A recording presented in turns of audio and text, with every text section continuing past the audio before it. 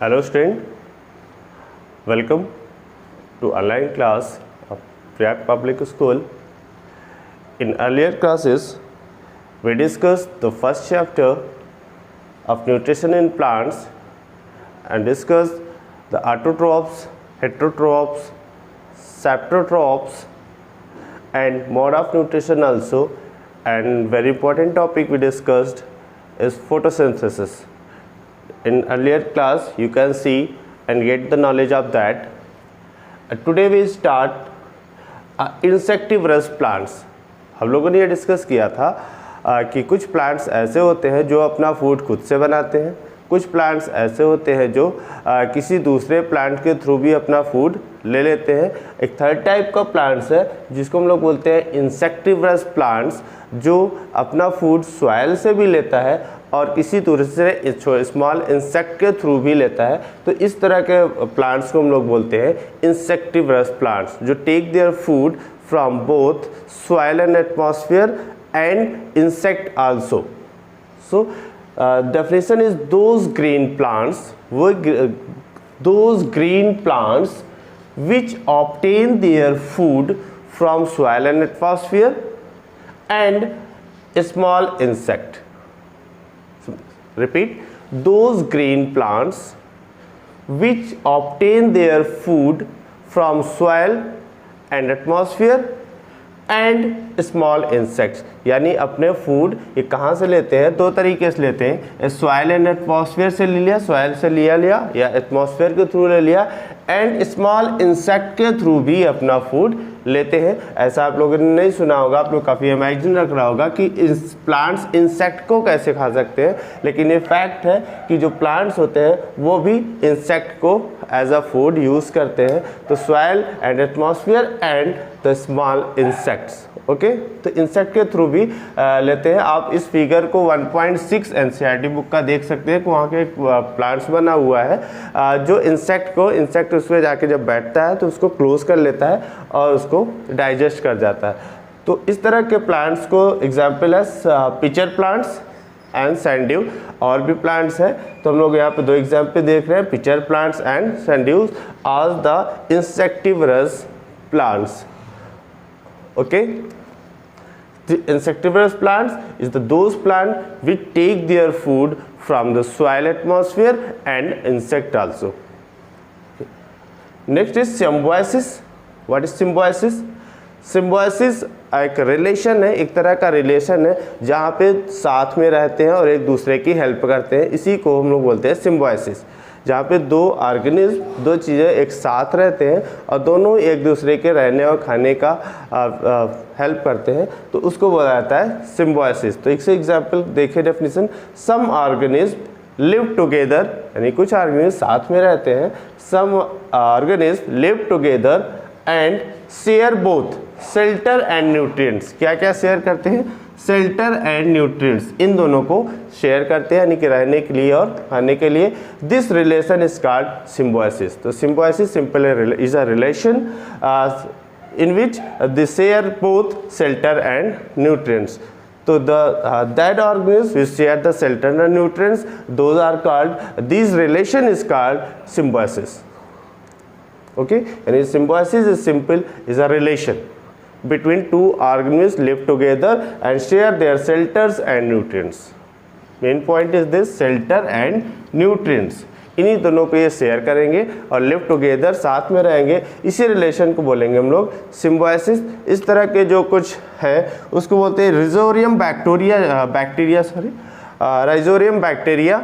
ये ऐसा बैक्टीरिया है जो सिम्बायोसिस का काम करता है. And one other is fungi live in the root of the plant. एक ऐसा फंजाई जो प्लांट्स के रूट में रहते हैं, उनको भी हम लोग बोला जाता है सिम्बायोसिस. तो इसका नाम है राइजोरियम बैक्टीरिया. ओके,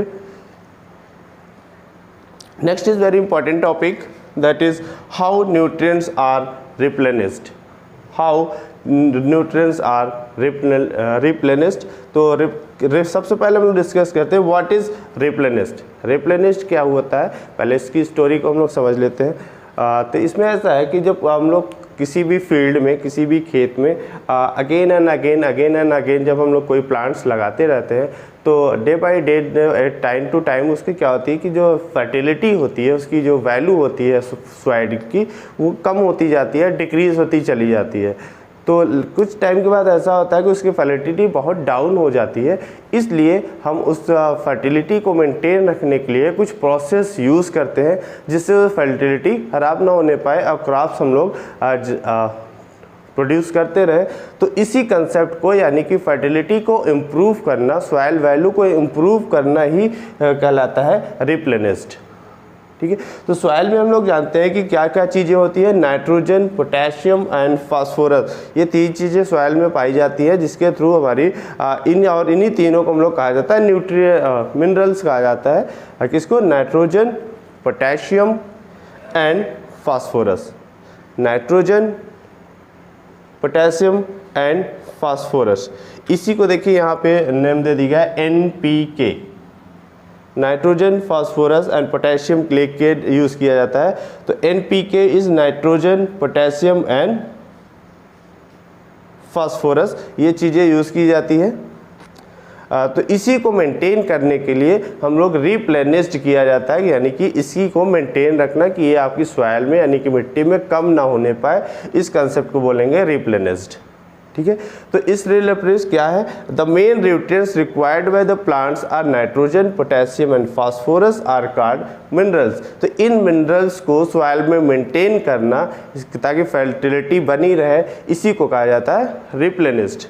ओके, तो रिप्लेनिश करने के 2 मेथड दिए हुए हैं। The way to replenish the soil, यानी कि फर्टिलिटी को इम्प्रूव करने के लिए 2 रूल्स हैं। कौन कौन से? एडिंग फर्टिलाइजर एंड मैन्योर्स, यानी कि फर्टिलाइज़र को मिट्टी में ऐड करके, सॉइल में ऐड करके हम उसकी फर्टिलिटी को, यानी कि वैल्यू ऑफ द सॉइल को बढ़ा सकते हैं, सो दैट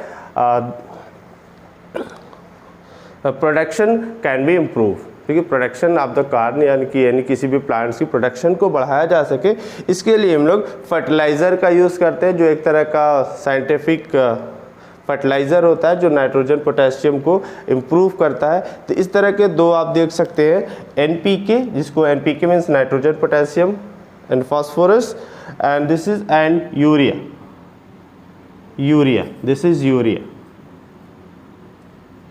ठीक है, urea is also a type of fertilizer we use in field to improve the fertility of the soil. Second was by growing leguminous plant, इसके बारे में डिस्कस करेंगे। by growing leguminous plants,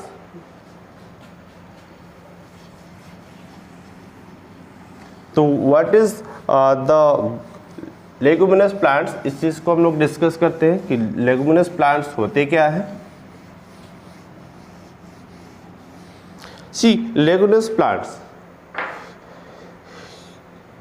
यानी कि इसका कुछ ऐसे भी प्लांट्स होते हैं जिसको हम लोग अगर खेतों में लगा दें, यानी फील्ड में उसको लगाएं, तो उसकी फर्टिलिटी कम नहीं होती है, उसकी फर्टिलिटी को इम्प्रूव कर देता है। जैसे कि क्रॉप्स आपका, जैसे कोई भी ग्रेन हो गया, ठीक है, चना हो गया, इन चीज़ों को अगर लगाते हैं हम लोग तो उसकी फर्टिलिटी को इम्प्रूव कर देता है। कैसे इम्प्रूव कर देता है, इस चीज़ों को देखते हैं कि जब भी हम लोग जो नाइट्रोजन है, नाइट्रोजन, ठीक है, नाइट्रोजन एयर में गैस के फॉर्म में होता है, और हमें पता है कि हमारा जो ट्रीज़ होते हैं, जो प्लांट्स होते हैं, वो नाइट्रोजन के गैसियस फॉर्म में नहीं ले पाते, यानी गैस के फॉर्म में नहीं ले पाते, लेकिन सॉइल को हमें नाइट्रोजन चाहिए। तो कैसे कर ओके, तो लेगुमिनस प्लांट्स ऐसे प्लांट्स होते हैं जिसको हम लोग फील्ड में लगा दें तो उसके जो फूड वैल्यू, उसकी जो सॉइल वैल्यू है, उसको इंक्रीज कर देते हैं, उनको इनरिच कर देते हैं। तो ऐसे लेगुमिनस प्लांट्स को हम लोग बोलते हैं, जैसे चना हो गया, पीस, पल्सेस, इनको भी लगा करके हम लोग उसकी वैल्यू को बढ़ा सकते हैं। ये कैसे होता है, इसको चीज़ देखते हैं कि हम लोग नाइट्रोजन एयर में होता है जो गैस के फॉर्म में होता है, लेकिन वो गैस के फॉर्म में तुम्हारा ट्रीज जो प्लांट्स होते हैं गैस नाइट्रोजन को गैस के फॉर्म में एक्सेप्ट नहीं कर पाते हैं, वो एक वाटर सॉल्युबल प्रोडक्ट के कंपाउंड के फॉर्म में लेते हैं। वाटर सॉल्युबल यानी कि जो वाटर में घुलने लायक हो, जो वाटर में सॉल्युबल हो, मिक्स हो जाए, ऐसे प्रोडक्ट के फॉर्म में हमारा प्लांट्स जो होता है नाइट्रोजन को लेता है। लेकिन नाइट्रोजन हमारे एटमॉस्फेयर में गैस के फॉर्म में होता है तो वो नहीं ले पाता। तो इस चीज़ को करने के लिए हमारा एक बैक्टीरिया होता है जिसको बोलते हैं रिजोरम बैक्टीरिया। ये काम करता है कि जो हमारा गैस के फॉर्म में जो नाइट्रोजन है उसको कन्वर्ट कर देता है वाटर सॉल्युबल कंपाउंड में, वाटर सॉल्युबल कंपाउंड।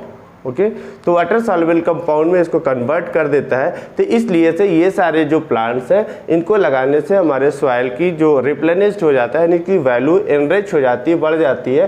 तो राइजोनियम क्या करता है कि राइजोनियम बैक्टीरिया एयर से नाइट्रोजन को लेकर के, नाइट्रोजन फ्रॉम एटमॉस्फेयर, यानी कि राइजोनियम बैक्टीरिया नाइट्रोजन से लेकर के ये प्लांट्स को दे देता है, क्रॉप्स को दे देता है, नाइट्रोजन फ्रॉम द एटमॉस्फेयर। क्या करता है राइजोनियम बैक्टीरिया नाइट्रोजन को एयर से गैस के फॉर्म में लेकर के कन्वर्ट कर देता है वाटर सॉल्युबल कंपाउंड में और वो प्लांट्स को दे देता है। ठीक है, इसके बदले में प्लांट्स क्या करते हैं, वो जो पल्सेस प्लांट्स होते हैं, जो क्रॉप्स होते हैं, वो क्या करते हैं कि फूड एंड शेल्टर्स प्रोवाइड करते हैं राइजोनियम बैक्टीरिया को।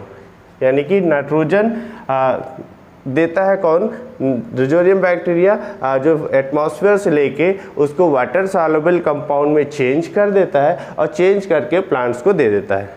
इसके बदले में प्लांट्स इसको फूड एंड शेल्टर देता है। ठीक है, तो दोनों ही देखिए एक दूसरे को शेयर कर रहे हैं और दूसरे एक दूसरे की हेल्प कर रहे हैं। तो इसीलिए इसको राइजोनियम बैक्टीरिया को हम लोग अभी सिम्बायोसिस भी बोला था, तो इस सिम्बायोसिस भी इसको कहते हैं। तो ठीक है, तो नाइट्रोजन ने राइजोनियम ने इसको नाइट्रोजन दिया और प्लांट्स ने इसको फूड एंड शेल्टर दिया। क्लियर? तो इस तरह के जो प्लांट्स लगाए जाते हैं उसी को हम लोग बोले जाते हैं लेगुमिनस प्लांट, जो किसी क्रॉप्स की वैल्यू को यानी किसी सॉइल की वैल्यू को इंक्रीज कर देते हैं। ओके, तो हमने इससे रिलेटेड जितने भी टॉपिक थे, ऑटोट्रॉप्स था उसको स्टडी कर लिया, हेट्रोट्रॉप्स रीड किया, सिम्बायोसिस को स्टडी किया, सेप्रोट्रॉप्स को, इंसेक्टिवरस एंड न्यूट्रिएंट्स के बारे में, mode of nutrition we are discuss in 3 videos. You see all these 3 videos and learn all the knowledge and all the topics of this chapter and be prepared for the examination and you have a homework do in book, जिसको आपको book में करना है इन chapters को। Question number 6, 7, 8, 9, 10, 11 and 12 from NCERT exercise. ठीक है, NCERT का जो एक्सरसाइज है वहाँ के 6 to 12 क्वेश्चन जो कि ऑब्जेक्टिव ट्रू फॉल्स या फिल इन द ब्लैंक्स है, इसको आपको बुक में ही कर लेना है। और इससे रिलेटेड जो भी हम आपको नोट्स प्रोवाइड करेंगे उसको अपनी कॉपी में मेंटेन करते जाइए और लर्न करते जाइए। Okay, good luck, thank you.